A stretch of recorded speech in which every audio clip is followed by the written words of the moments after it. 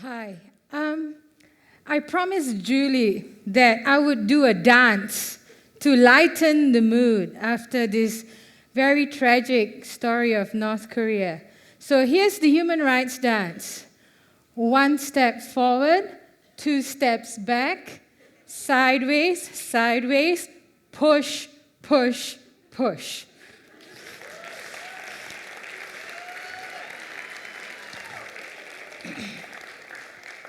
Now for some news about money. A recent study found that only 40 companies control 80% of the world's financial movements, world's business. So every year there is business amounting to about $20 trillion. And 40 companies control $16 trillion of business. That is almost 8 times the GDP of Brazil, the world's largest country. Now, what that means is that governments are now telling us, this is big business. These businesses are bigger than countries. So we are helpless. We are not responsible for what happens to you when companies violate your rights. We can't do anything. But the reality is that when we analyze the situation, states have not bothered to protect us from human rights violations. In many countries where impunity and human rights are already a problem, we will see that business then adds extra pressure on our human rights. What is also very scary is the fact that in many countries, it is joint ventures between these big transnational corporations and state-owned enterprises that violate our rights, that force us off our land, out of our homes, that poison the air, that poison the water, that poison our entire food production chain. It is these joint ventures that send helicopter gunships to shoot our teenagers, that send soldiers to kill us because we have suddenly become criminals for standing up for our fundamental rights. I'd like to bring someone new into the room. I've been thinking about her a lot in the past few months. There's a photo I'd like to share of her. Do any of you know this woman? One of you does. Do any of you have an idea of which part of the world she's from? No? Okay, I'd like to introduce you to Juvi Kapion. Juvi is a mother of 4. Juvi is a mother of 4 and pregnant with a baby on the way. She and her husband, Dagwil Kapion, were community leaders in the Bilaan tribe in southern Philippines. She was involved in a struggle. She and her husband were involved in a struggle with a community to protect their land from mining for copper and gold. The mining project was going to force 2,500 families off their ancestral lands. So let me share with you a story of Juvi. This happened on the 18th of October last year, nearly a year ago. It was 6 a.m. in the morning. Soldiers came to Juvi's house, and one of them yelled, "Finish them off." And then the gunshots started. Juvi screamed and said and begged for the safety of her children. But soldiers entered her house and kept shooting. Within moments, family members rushed in and tried to save the family. Juvi was shot dead. Her son, 13-year-old Jordan, was shot dead. Her other son, 8-year-old John, was shot dead. One daughter was shot but survived. 5-year-old Becky. 10-year-old Riza miraculously was not hurt.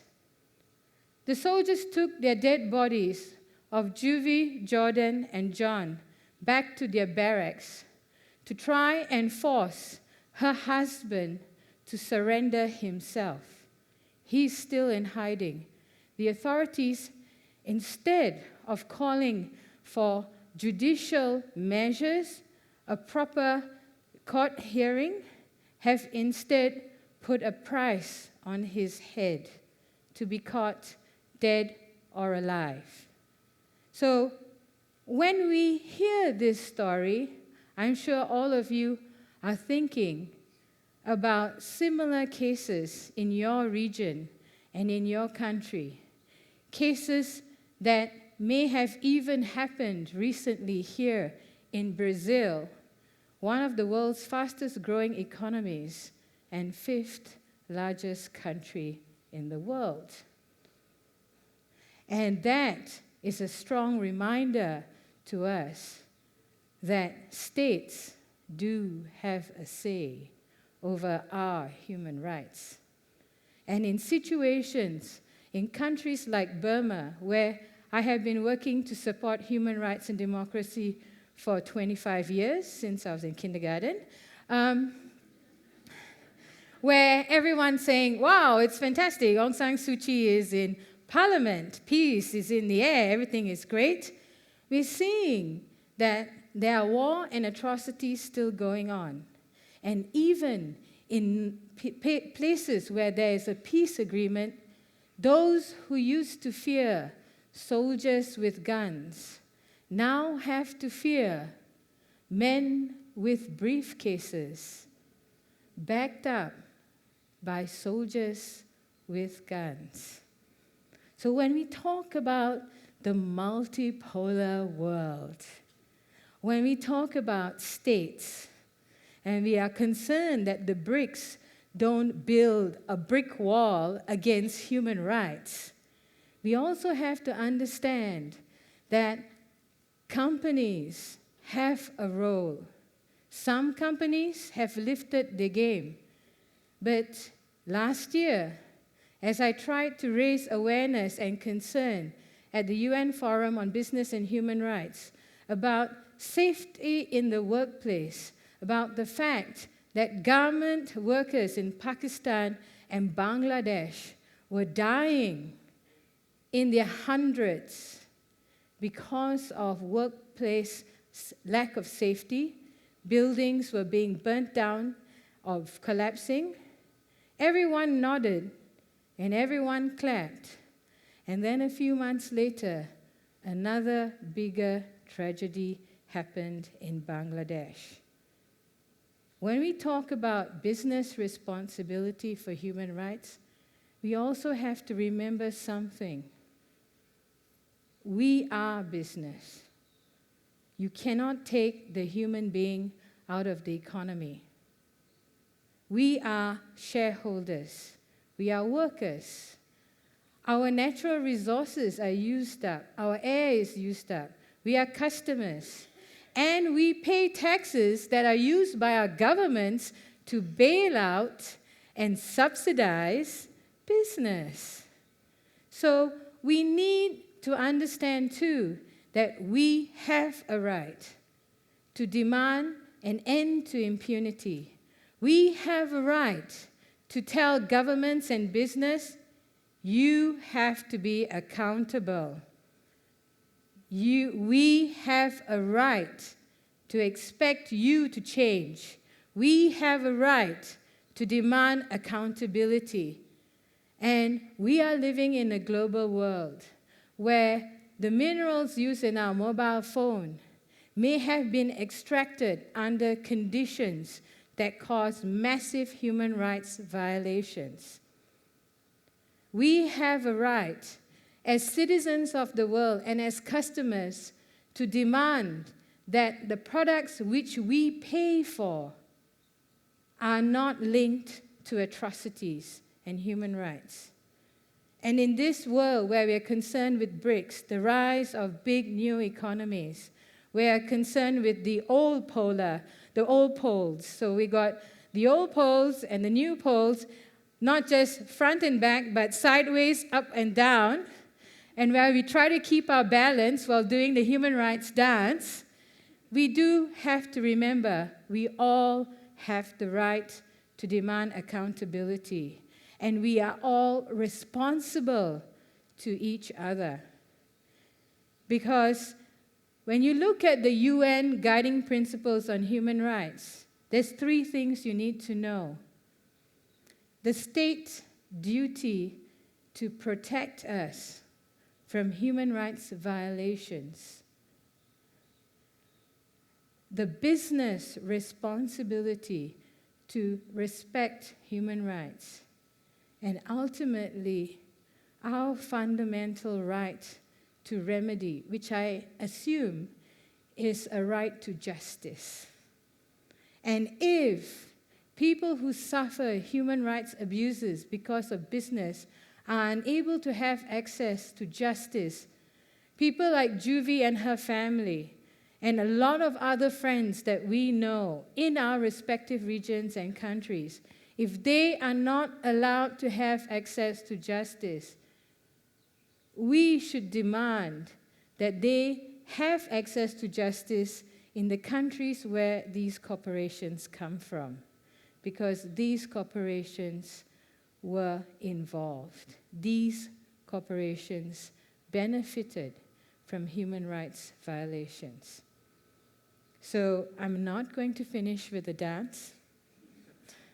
That would be a violation of your human rights. But I just wanted to tell you and remind you, because what I'm saying is not new. It's just a reminder of various facts, that in this room, we are linked to a multitude of networks. We generate our own gravity.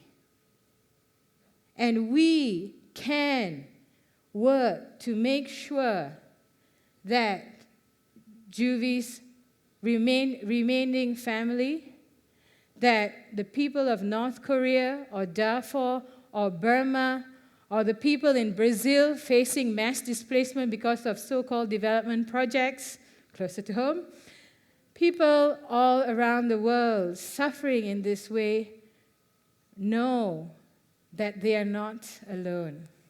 In this multipolar world, they are not alone, and we can't leave them alone. Thank you.